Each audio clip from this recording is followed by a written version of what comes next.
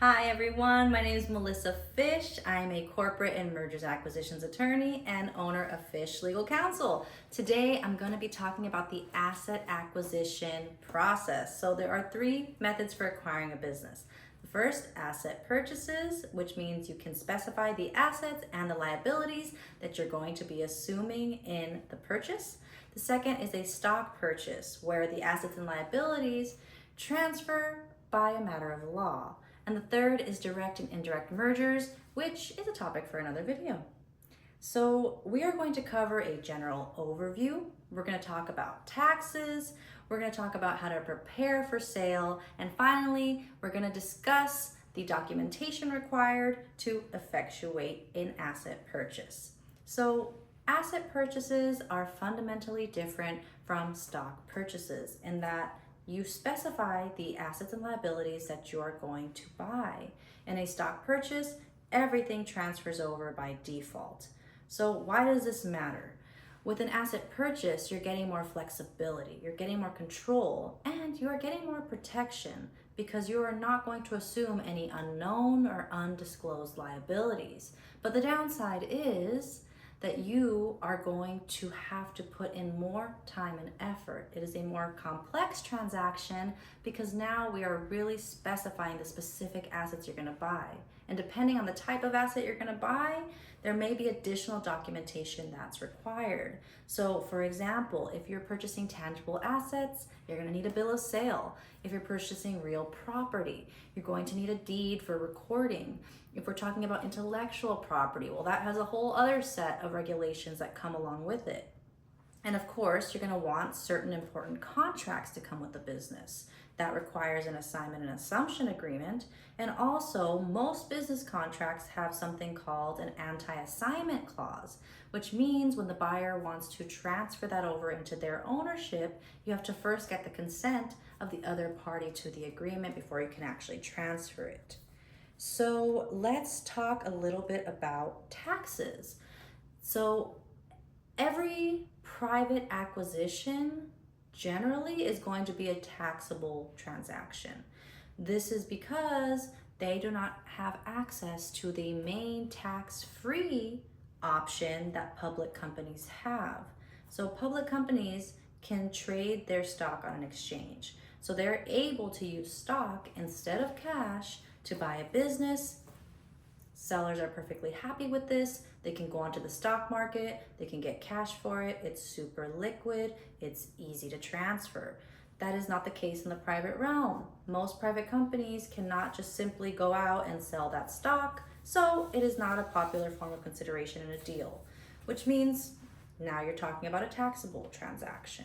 So for the seller, this means double taxation when it comes to an asset purchase, because when you purchase the assets, they are taxed at the corporate level, and then when you distribute the profits from that sale, they get taxed again at the shareholder level. There are some fancy tax ways to mitigate this. You can take net operating loss, carry it forward to reduce taxable income, blah, blah, blah. It all gets very complicated, but ultimately, most sellers prefer stock purchase because they want to avoid double tax. This is a direct opposition to what buyers prefer. They want to have asset purchases for tax purposes because they get to benefit from something called a stepped up basis. It's a little bit of a complicated concept, but essentially when the buyer purchases the assets, they get a new basis in the asset, which is the starting point for depreciation and amortization of the asset, ultimately giving them a tax benefit. Because if their basis is higher than what the seller's basis was on their books, they're going to get a tax break. So buyers so much prefer asset purchases that even when they structure it legally as a stock purchase, they still often elect for the IRS to treat the deal as an asset purchase. This is called a Section 338H election. We're not going to go into too much detail on that now, but just know that even stock purchases agreements can be treated as asset purchases just for the tax benefits to the buyer. So let's talk about preparing your business for sale. The first thing that you're going to want to think about is marketing your business. There's a couple ways you can do that. You can do that via an auction where different companies bid for your company. Generally, you're working with an investment banker if you do that. You can also elect to work with a business broker who may have purchasers lined up. They can help you prepare marketing materials and walk you through the whole deal process alongside your attorney. And finally, you can use your own network. Leverage the connections that you have, and even competitors can become buyers when you're ready to sell. Next, you want to prepare the information the buyer's gonna want for the sale. So financial statements, getting your corporate house in order, making a list of all the assets and liabilities of the business, really getting yourself organized. This is a good time for an attorney like me to jump in to help get your corporate house in order and to help prepare you for that sale and prepare the documentation that you're going to present to the buyer that they're going to ask for during due diligence. So the first document that you're going to have as you prepare for sale is a term sheet, also called an LOI or an MOU. It's all the same thing. It's essentially a non-binding agreement in which you and the other party cover the key terms of the purchase. That could be the purchase price, although often there is a clause in there that allows amendment to the purchase price depending on what the potential buyer discovers in due diligence, and other key structural points for the deal. Now, something to keep in mind is that on the term sheet, even though it is non-binding, the exclusivity and the confidentiality will be binding. What does that mean? Confidentiality. The buyer has to keep the information that the seller is providing confidential if it's confidential information. This is binding on the parties. The second is exclusivity. So as a buyer, you're going to be putting in a lot of time and effort into due diligence. So you are going to want the seller to be bound to only be dealing with you during that period of time. So usually you dedicate X amount of time where you are exclusively negotiating with each other for this deal, operating in good faith.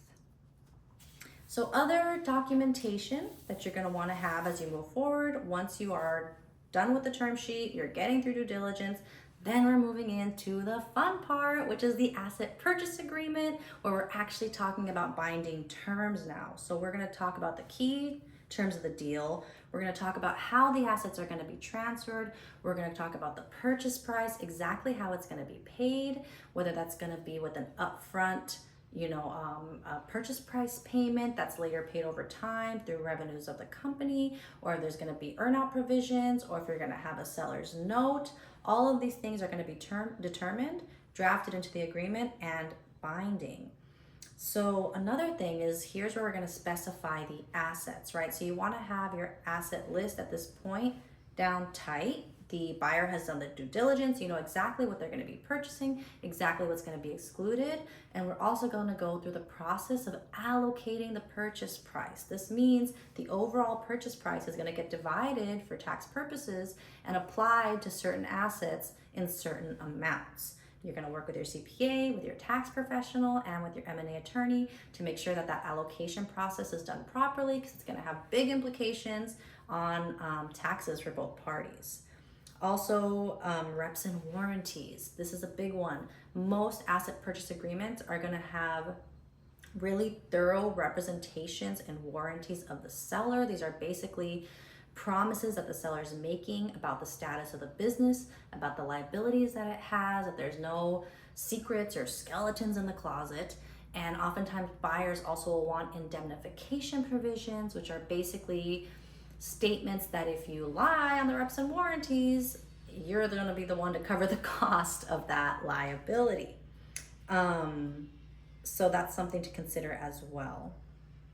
There's also the option potentially of purchasing reps and warranties insurance, depending on how risky the deal is. And something to keep in mind as well, if you are an insider in the company, which happens, sometimes management steps in to become the new owners when the owners are retiring, then the representations and warranties are often not as thorough because you already have information on the ground knowledge about the business. Once that's done, it's time to sign the agreement, just keeping in mind that sometimes the signing and the closing dates are different. There may be regulatory approvals or other hurdles that need to be overcome in order for the deal to actually close. But to move forward with those processes, there has to be a signed agreement already. So just keeping in mind that the timing is everything when it comes to M&A deals. Okay, thank you for watching this video. I know that was a lot to take in. The overall points is that asset purchase agreements provide more flexibility, control, and protection, but they also add a lot of complexity and additional documentation, especially as you go through due diligence. Now, if you are a business owner or are preparing for sale, I would love to support you. Please go to melissafish.com. I also have a shop available with templates that I have drafted with a lot of the agreements that we've discussed and other ones that we haven't discussed that you are able to purchase and rely on. So thank you again. I'm Melissa Fish, owner of Fish Legal Counsel, providing practical legal support with a personal touch.